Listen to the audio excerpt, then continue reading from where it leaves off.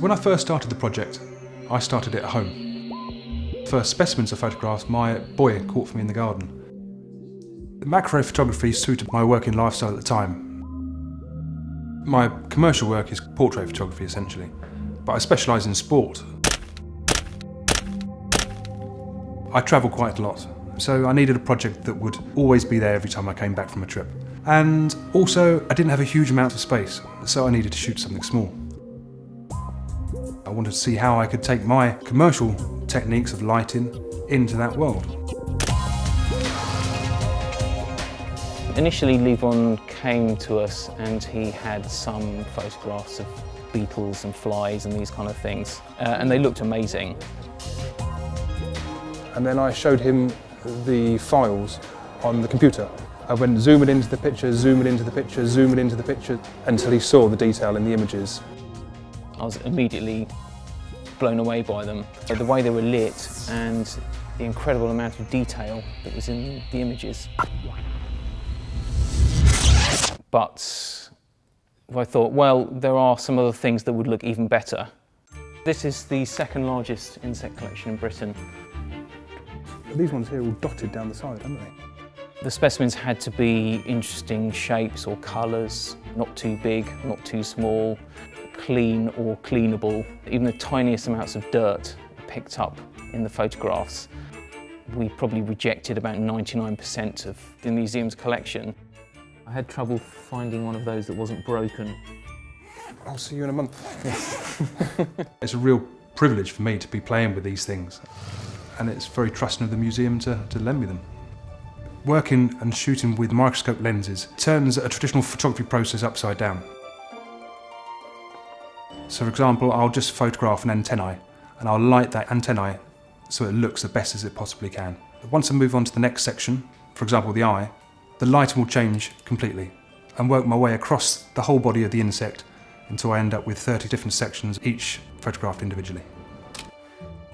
Working with microscope lenses inherently gives you a very, very shallow depth of field. Therefore, we have to take many, many pictures. So I'll program my closest focal point, and then I'll program my focal point that's furthest away. So the camera will then move forward on the rail, automatically take a picture, and then move forward again 10 microns. To give you an idea of how far that is, the average hair on a human head is 75 microns. So most of my final images are made up of somewhere between 8,000 and 10,000 images.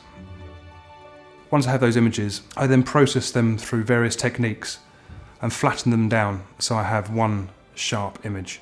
So from the start of the process of photographing the insect to the final image is anywhere between 2 and 3 weeks' work. It's particularly one of my favourites. That's fabulous, isn't it? Look at that. James and the museum were excited to see these pictures. I don't think they'd seen anything quite like them before. Certainly not at this scale and not in this amount of detail. Now, when I saw an entomologist excited about these images and they see a lot of pictures of insects, you know, I knew I was onto a good thing. It was obvious that they had to be exhibited somehow.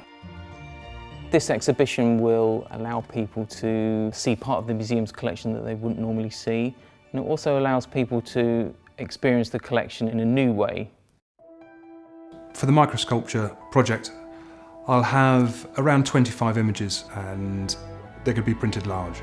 How are you, alright? Yeah, very well. Good. You got a new file? New file, new picture. Brilliant.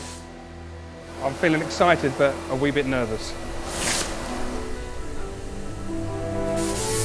To see the first one after 2 years coming off of this size, it's great. The exhibition is going to be a special experience for me. I've got to know these little creatures quite well. I've looked at every single part of them for many, many hours, and to see them up being enjoyed by the public will be a nice experience.